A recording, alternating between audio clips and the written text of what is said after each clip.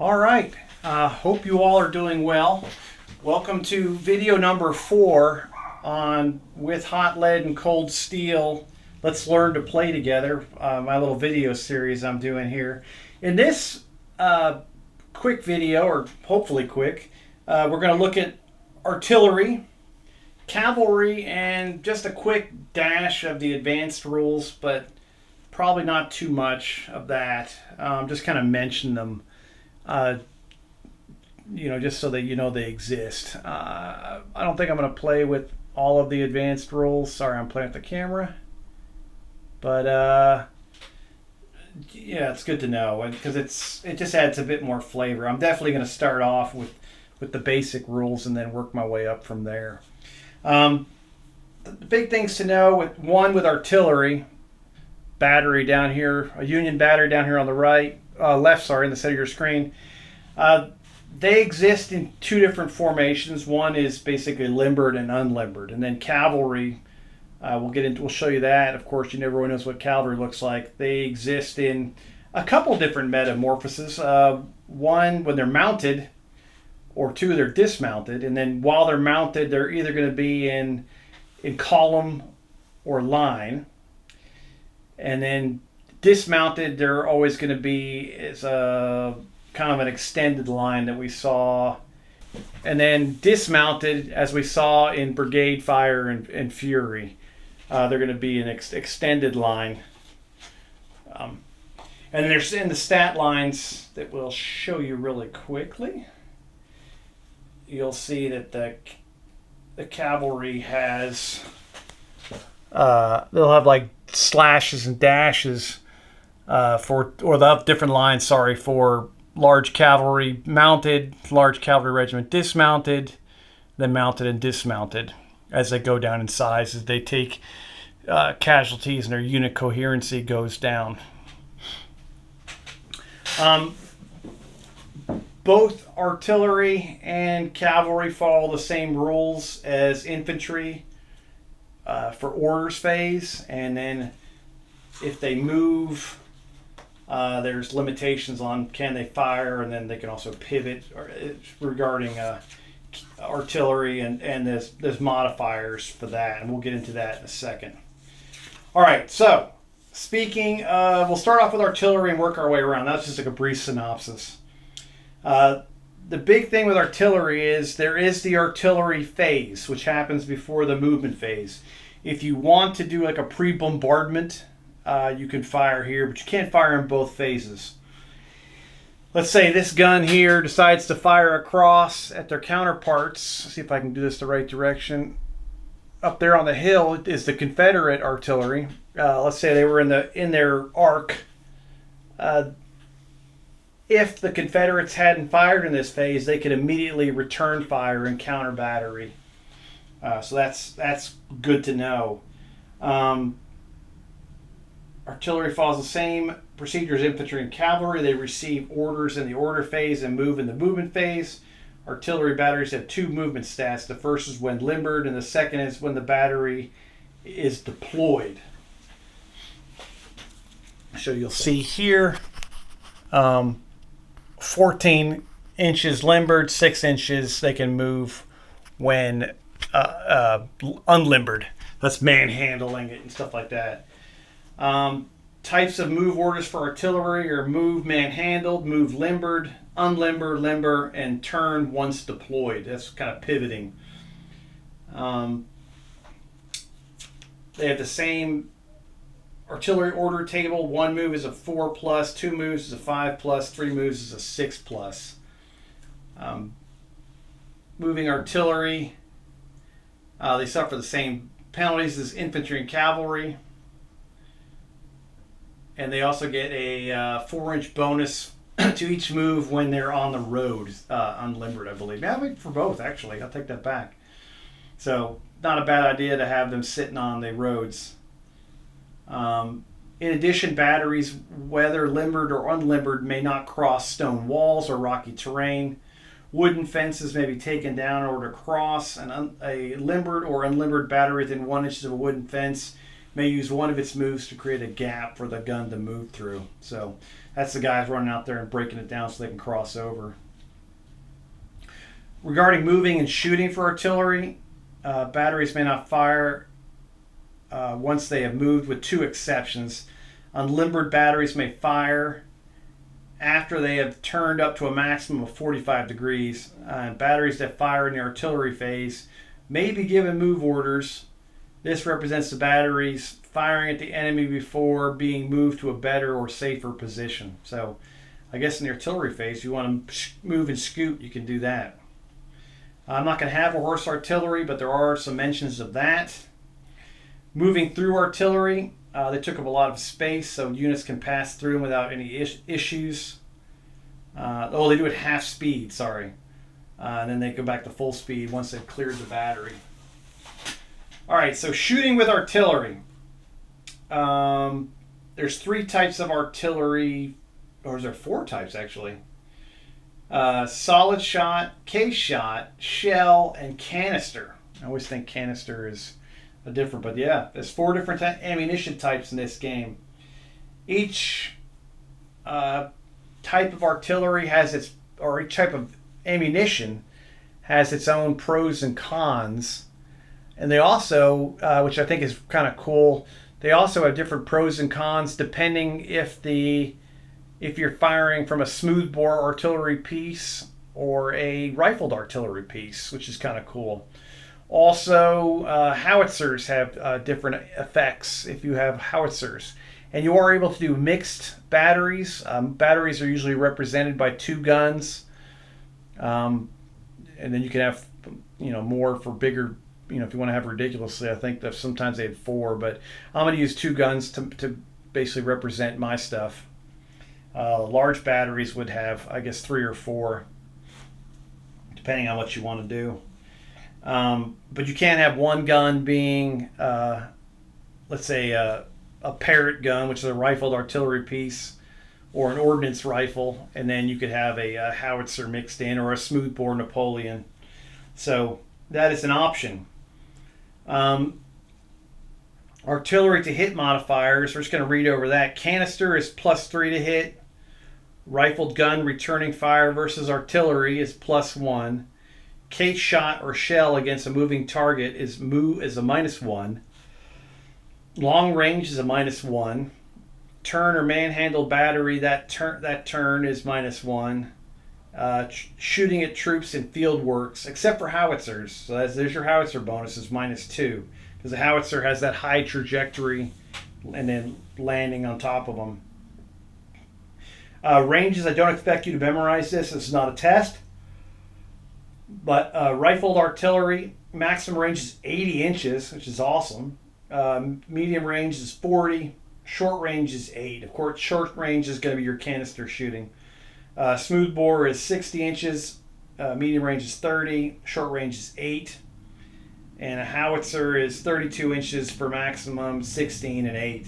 There are stats for siege artillery if you want to have huge 20-pounders and massive Parrott rifles and ordnance rifles. Yeah, you could do that. They'll have a maximum range of 100 inches. Medium range is 50, and short range is 12.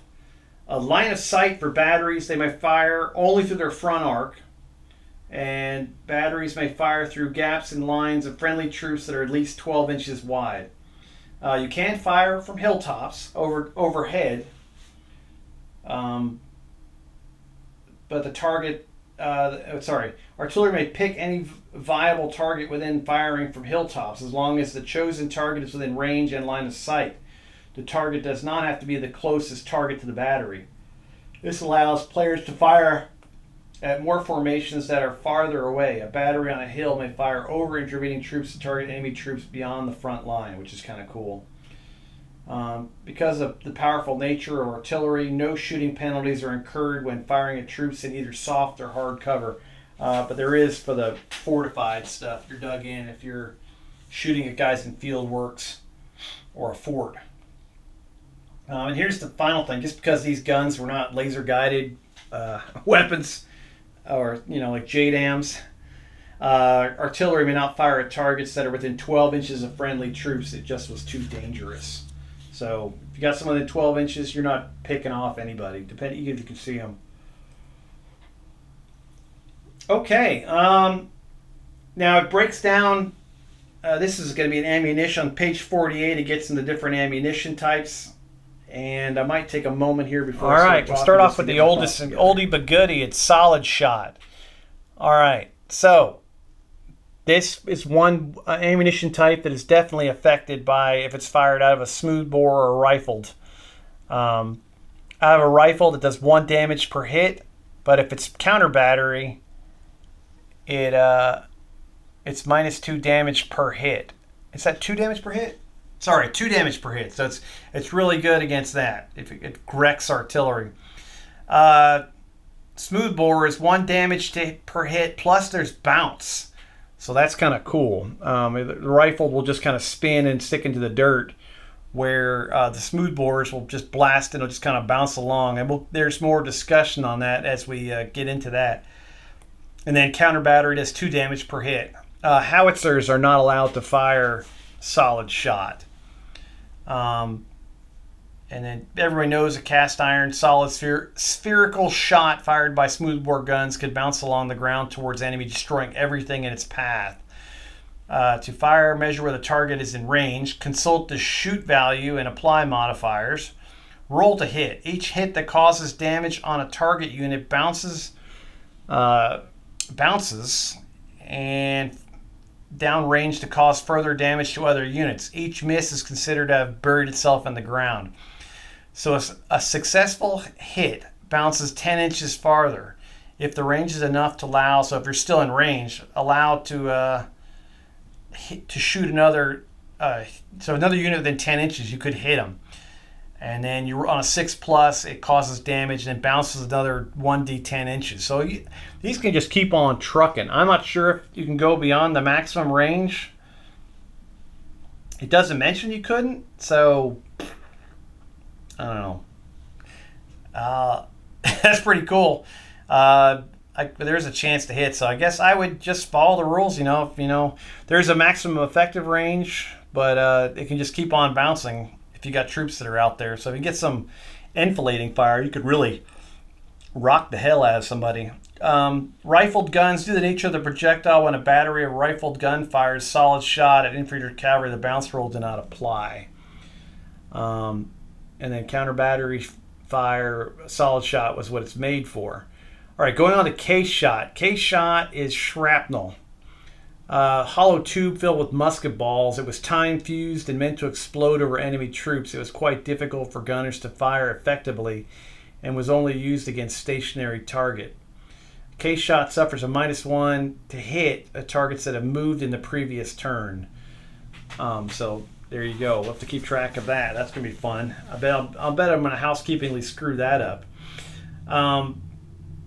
It's the same for rifled, smoothbore, and howitzer. It's 2 points of damage per hit.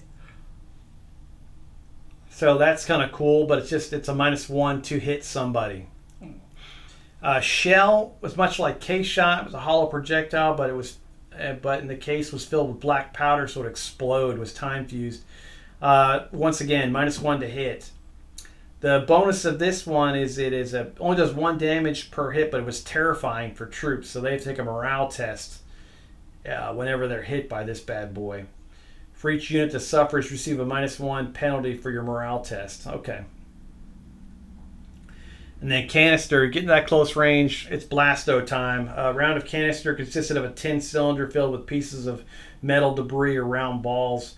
It was used at short distances, around 200 yards. It was described as that of a sawed-off shotgun, but more devastating. Woo! That's tough. The shell disintegrates in the barrel and just sprays everybody. Smoothbore guns were more suited to fire canister as the bore was wider compared to a rifle gun, making dispersion field much larger.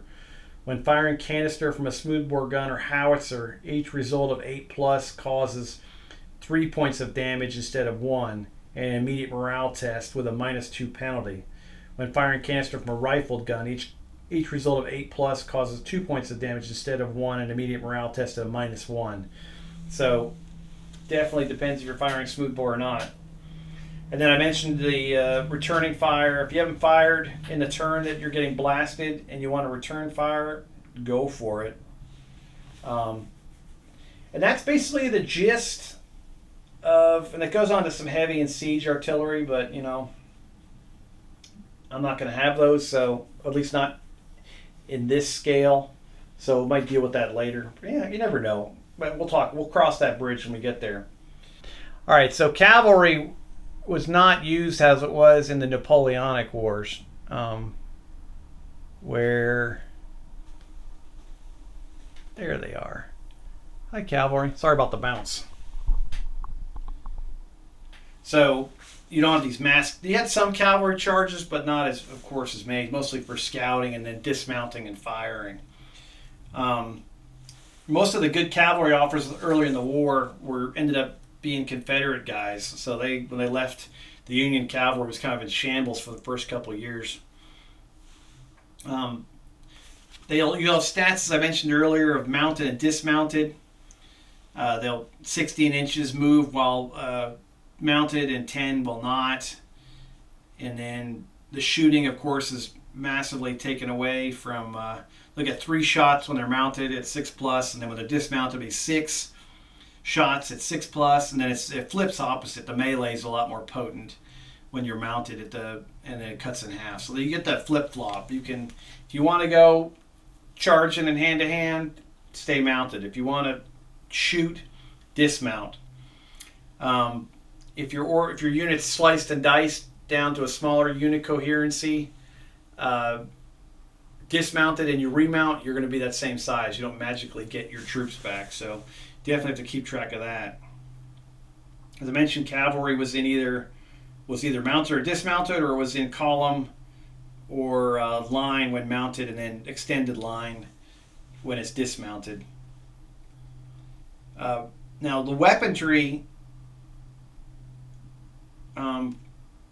for cavalry, there is different guns, as you see here.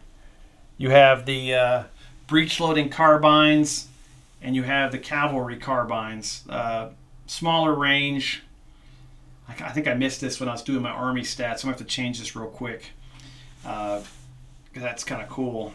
And I did find the quick reference sheet for this. It's readily available online. I think it's also on the Facebook group, so that's very helpful because it's not one built into the book itself, but the author does a great job of that.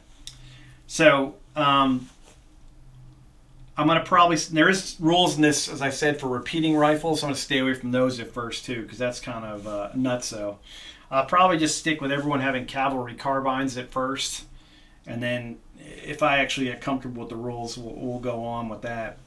Cavalry charges against infantry and artillery were rare, as mentioned before. Therefore, there are some restrictions to what cavalry units may charge. Dismounted troopers were able to fire without much difficulty and may therefore fire when they charge. Infantry and artillery charged by cavalry in the front arc do not take a morale test. Infantry and artillery receive a +1 to hit against charging mounted cavalry, effectively nullifying the stand and fire to hit penalty. Cavalry may not charge through difficult terrain. Dismounted cavalry may take a free shot action before charging, using their starting point to determine whether they fire at effective short or point blank range. So that's it. And that's cavalry. In the advanced rules, there's some army commanders stuff. You've got creating commanders, commanders' traits. You've got aggressive, political, popular, reckless, reluctant, steadfast, and unpopular. Unit special rules. You got skirmishers. Rules for that. You've got green troops and veterans, snipers and sharpshooters. They've got the digging in rules, skirmish line rules, stuff about assault columns, going down, going prone when you're getting fired on, and then playing with divisional and corps level games, all the expansion you need for that, and adding on ADCs and stuff when you get into those bigger games. So, as I said in my very first video, these are usually, you see the width, they're small rules, but they pack a lot in here, and in first impression, phenomenal. They have some built-in scenarios at the end. They've got Battle of Perryville. Yeah, there you go. That's a good one. That's gonna come up, and then I think they have another one too. They got Perryville, and they got Chancellorsville. Is that it? Maybe that's it. And then they've got rules also for designing your own scenarios. So that's it. That's the rules for artillery and some of the advanced rules. Just a quick mention of them. And yeah, it's a pretty cool little set. And now I'm going to have a test game of this. I'm going to use the very first land battle. That was basically a skirmish, but we're not going to be. It's not. Our battle's going to be a lot more bloody than the actual real battle was. We're going to do the Battle of Philippi for with hot lead and cold steel, and the other for regimental fire and fury. Fight the same battle twice using both rule sets, and that'll complete both of these scenarios. And I think after that, a friend of the channel recommended using a full deck of cards for larger games of sharp practice. I've missed playing sharp practice. I plan on making an American War of Independence game of sharp practice. So, yeah, we're going to get to that too. So that's it. We'll see you in the next one. I'm probably going to do a bench update here in a minute with more information, but I hope you give this game a shot, and please continue to watch the next part, because I think the real fun is going to be the learning games. So hang in there, and we'll see you in a little bit.